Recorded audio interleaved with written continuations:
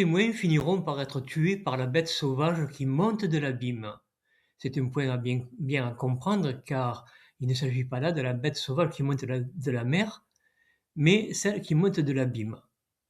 Révélation chapitre 11, le verset 7 dit « Quand ils auront fini de rendre témoignage, la bête sauvage qui monte de l'abîme leur fera la guerre, les vaincra et les tuera. Et leurs cadavres seront dans la rue principale de la grande ville, qui est appelée dans un sens spirituel Sodome, et Égypte, là où leur Seigneur aussi a été attaché au poteau. » L'époque, c'est les 1260 jours.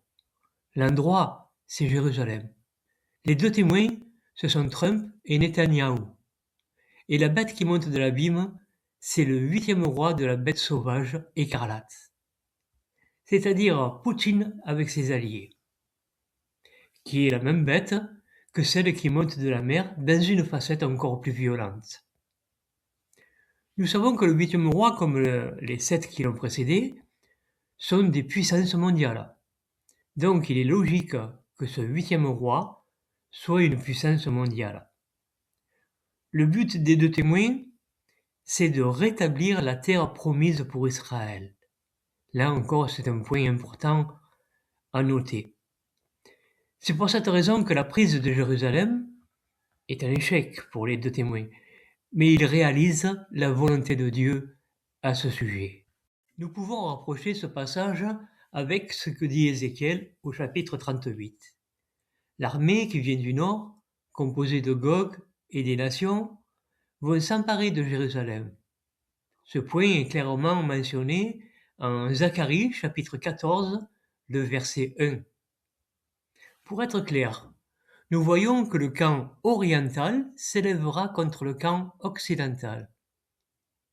Mais il n'y aura pas de gagnant, car ils vont s'entretuer et disparaître. Car tout cela représente Babylone la Grande.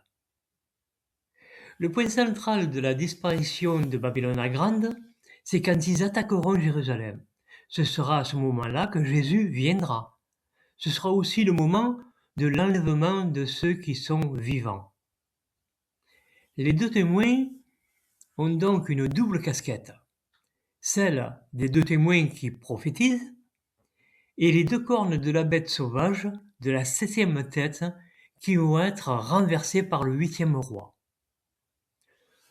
Nous comprenons pour ces quelques points qu'il va y avoir une guerre nucléaire. Si nous suivons l'actualité, nous voyons ces choses clairement et nous pouvons comprendre qu'elles sont proches.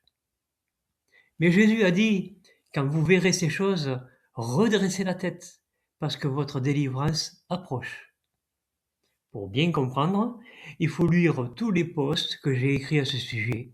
La Bible parle du même sujet sous différentes facettes. Et c'est l'ensemble qui donne la vision de la prophétie.